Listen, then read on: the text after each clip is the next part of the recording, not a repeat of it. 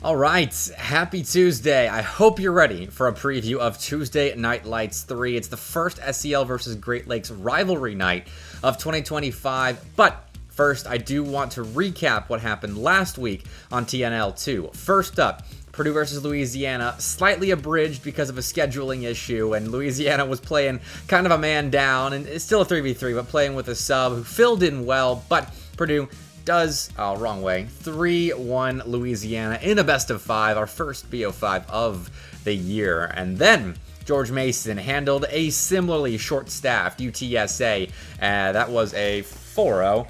And I'll just tell you the rest of the results. I'm not going to try and move out of the way. But Michigan State, in thrilling fashion, Game 7 win against Bruton Parker, trying out Cass for the first time on Tuesday Night Lights. Manny was shifted to the sub spot for that series, and I believe that is the case going forward, but Opbomb and his boys looked phenomenal playing from their Michigan State esports facility, and I can't wait to see what they do going forward this season. And in the nightcap spot, Kennesaw State's handle Oklahoma. It got close at times, but the Owls take their win. Oklahoma nab a couple, but it was too up and down for the Sooners to beat the now shady-infused Kennesaw State B team. So a fun Tuesday Night Lights 2 overall, but hopefully TNL 3 gives us even more games. Here's the schedule.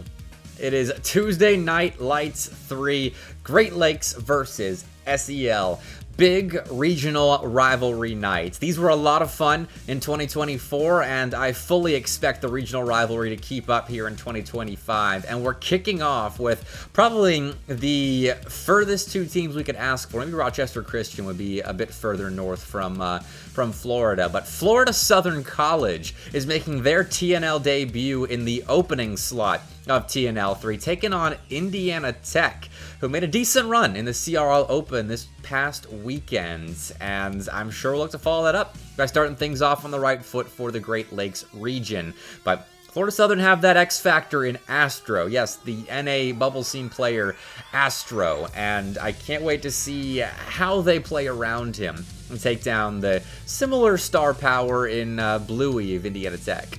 And then following that up, a more traditional Tuesday Night Lights matchup with Florida taking on Davenport, both with a lot of appearances on my stream. Davenport, actually only 2 appearances, but they are extremely notable. They, I believe, have a reverse sweep notched on my stream before, and the other series, I believe, was a round 1 loss in my MNL $60 tournament. But Florida, 4-3 all-time, one of the most winningest rosters on Tuesday Night Lights. They are making their debut of 2025, and Davenport, I think, are definitely the favorites here because Florida don't have those results just yet. This season, they were a top 3 team in the SEL this past fall, but Davenport has been looking so good in CRL, in Great Lakes. They're going to be a fun watch. And for the record, this is the Davenport B team, not the A team that would obviously be favorites in this series.